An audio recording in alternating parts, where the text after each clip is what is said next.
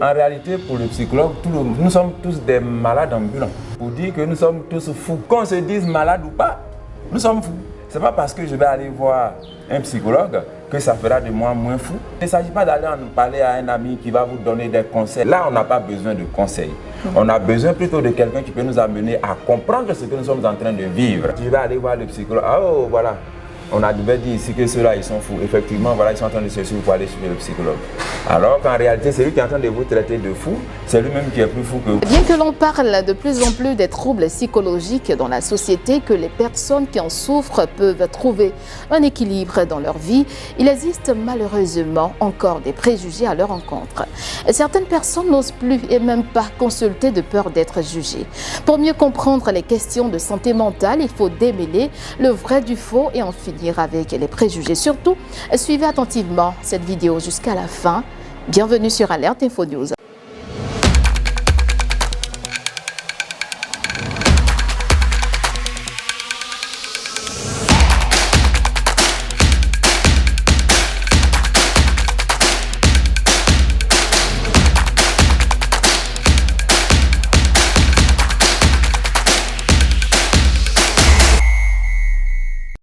Nous recevons le professeur Kwame Félicien.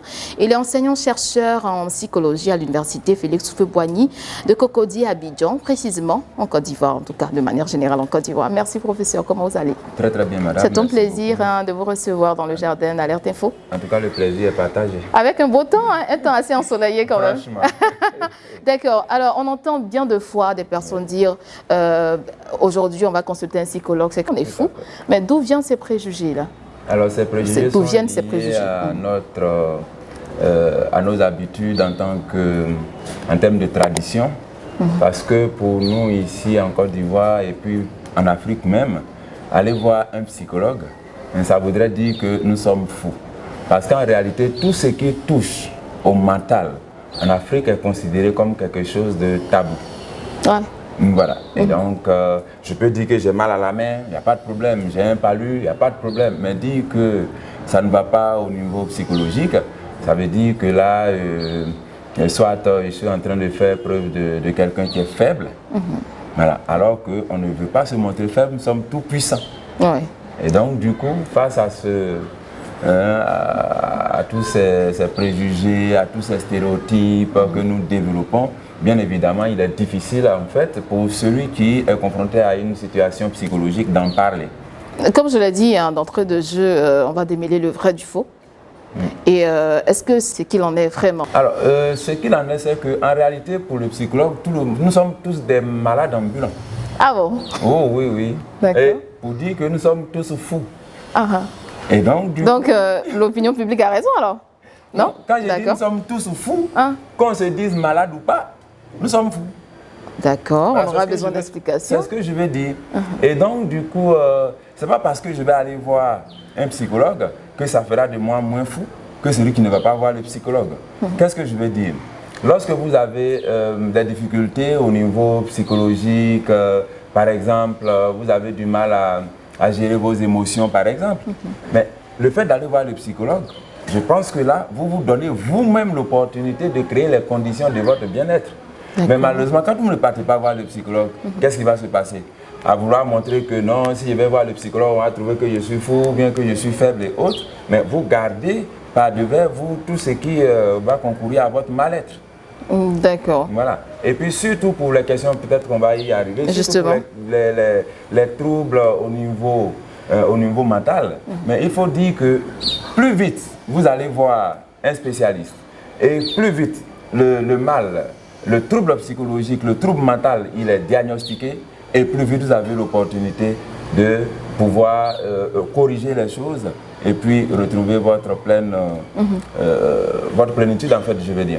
Donc, vous êtes en train de le dire, en parlant des préjugés, malheureusement, conduisent à une stigmatisation des personnes atteintes de pathologies peut-être mentales. Mais bien avant d'aborder la question de la stigmatisation, à quel moment voir le psychologue? Parce qu'à vous entendre, ce que vous dites, c'est on doit aller voir le psychologue, mais à quel moment? Alors, vous voyez, quand vous avez un enfant qui commence à faire de la fièvre, qu'est-ce qu'on fait? Tout de suite. Le réflexe, tout de suite, on va voir le médecin. Et c'est la même chose pour le psychologue. quand vous sentez que vos émotions, votre comportement par exemple commence à changer, votre comportement alimentaire, votre comportement de sommeil et autres commence à changer, et alors en ce moment-là, ça veut dire qu'il y a quelque chose qui ne va pas. Donc il faut aller voir le psychologue pour en discuter. Il ne s'agit pas d'attendre pour que la chose commence à se manifester véritablement. Quand ça se manifeste au niveau somatique, ça veut dire que c'est déjà tard. Ah bon, hein? Ah, c'est oui. déjà tard. C'est déjà tard. C'est-à-dire qu'il faut prêter attention méticuleuse il faut prêter à tous les symptômes. À ce que nous ressentons au cours de la journée, c'est très important. Ok. Très important. Il y a toujours de ces signaux d'alerte. Soit qu'à un moment donné, il se trouve que notre cœur commence à battre très vite. Et alors en ce moment, on s'assoit et puis on se pose la question, mais attends, qu'est-ce qui se passe? Comment je me sens actuellement? Quelles sont les pensées qui sont en train de m'assaillir? De sorte que je puisse trouver les raisons de mon état dans lequel je suis actuellement. Et si je me rends compte que ce sont des choses qui sont récurrentes et que je n'arrive pas à gérer moi-même, et alors en ce moment-là, il ne s'agit pas d'aller en parler à un ami qui va vous donner des conseils. Oui, c'est ce qu'on fait. Alors que malheureusement, c'est ce qui est fait. On s'en va voir un aîné ou bien un ami qui nous donne des conseils. Là, on n'a pas besoin de conseils. On a besoin plutôt de quelqu'un qui peut nous amener à comprendre ce que nous sommes en train de vivre. Et mieux on comprend notre situation, et plus clairement, nous pouvons envisager les solutions qui vont avec notre situation. Par moment, on n'arrive pas à mettre des mots sur notre mal-être. Oui. Aussi, à ce moment-là, il faut aller voir le psychologue qui pourrait interpréter pour le mieux ce que nous endurons, nous vivons à cet instant T. Exactement. Parce qu'en ce moment-là, le psychologue, ce qu'il va faire, c'est dans l'accompagnement, vous amener justement à identifier exactement ce que vous ressentez en y mettant des mots. Parce que souvent, on n'a pas conscience même de ce que nous sommes en train de vivre. Et donc, du coup, quand on n'a pas conscience, on ne peut pas mettre des mots.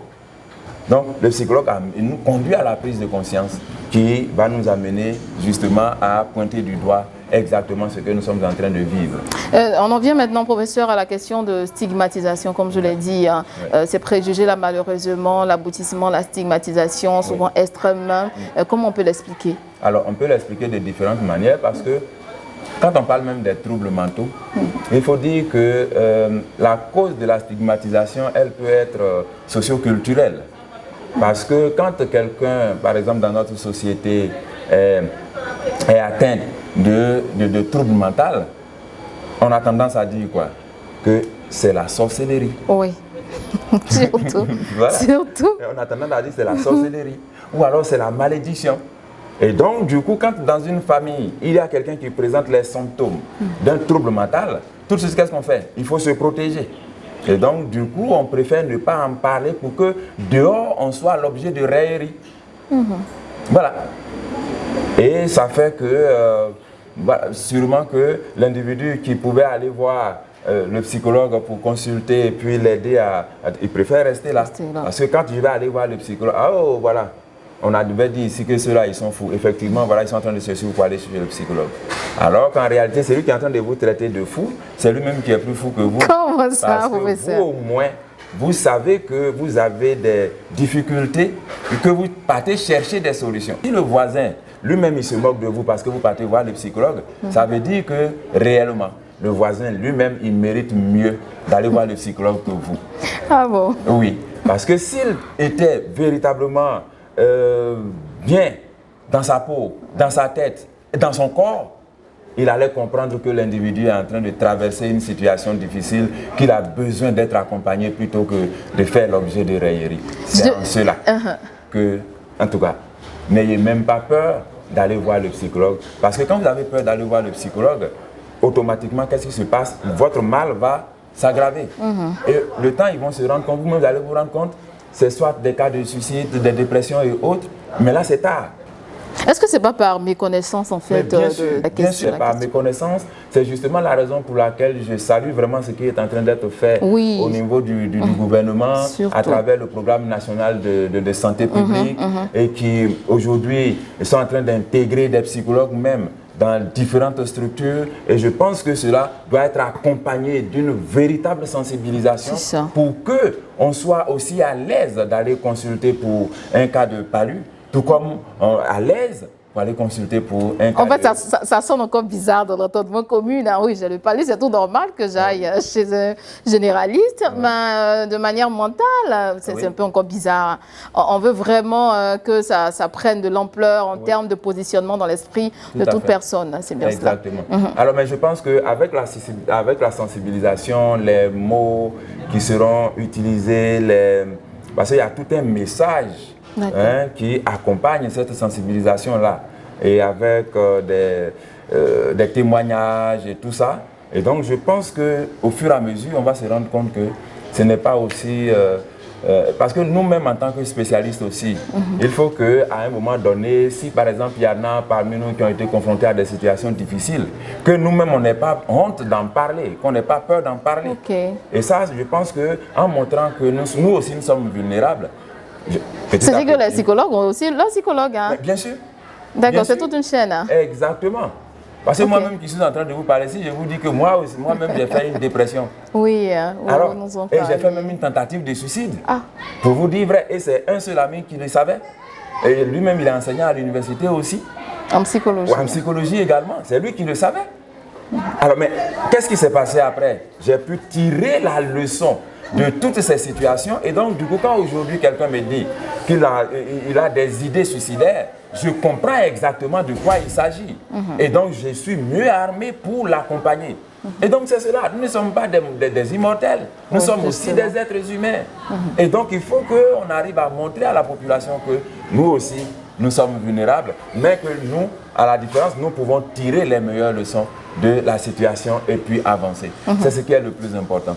Mais sinon, en tout cas, je vous en prie, tomber malade, du moins être confronté à des situations de stress, de psychologie, d'anxiété et autres, c'est aussi banal qu'avoir un palu. Vraiment. Qu'avoir un palu. Il faut le dire. Voilà. Et c'est même plus banal que le palu. Ben oui. Et donc, du coup, tout dépend de tout le discours qu'on construit autour. On va dire que je suis fou, on va dire que je suis sorcier. Mais vous-même, c'est ce que les gens disent. Mais vous, qu'est-ce que vous-même vous dites de vous? Qu'est-ce que vous dites de vous? Surtout. Alors, moi, j'ai dit, j'ai fait une dépression. Mais celui qui veut, il en parle. C'est son problème. Mais aujourd'hui, je sais, quand je parle de dépression, je sais de quoi il s'agit. Justement. Et voilà. Professeur, nous terminons cette émission, on termine et puis voilà, le soleil il est parti. D'accord, un tout petit conseil pour toutes ces personnes qui nous suivent et qui ont besoin d'aide. Vous devez faire de votre santé mentale votre priorité. Personne ne le fera à votre place. Les gens tenteront de vous dissuader, les gens tenteront de vous décourager parce que vous voulez avoir ou vous voulez vivre pleinement cette vie-là à travers certains préjugés. Si vous vous fiez aux préjugés, vous êtes mal barré. Prenez plutôt l'ampleur de ce que vous ressentez et puis allez-y voir le spécialiste. C'est de votre vie qu'il s'agit, ce n'est pas de la vie de l'autre. Merci bien, professeur. On finira de vous dire merci. On espère que cette vidéo-là a fait du bien à plusieurs personnes. Il faut prendre le taureau par les cornes, prendre sa vie en main parce que notre santé mentale est assez déterminante, parce qu'elle a un impact sur notre santé physique, justement. On vous retrouvera prochainement, comme j'ai pour coutume de le dire.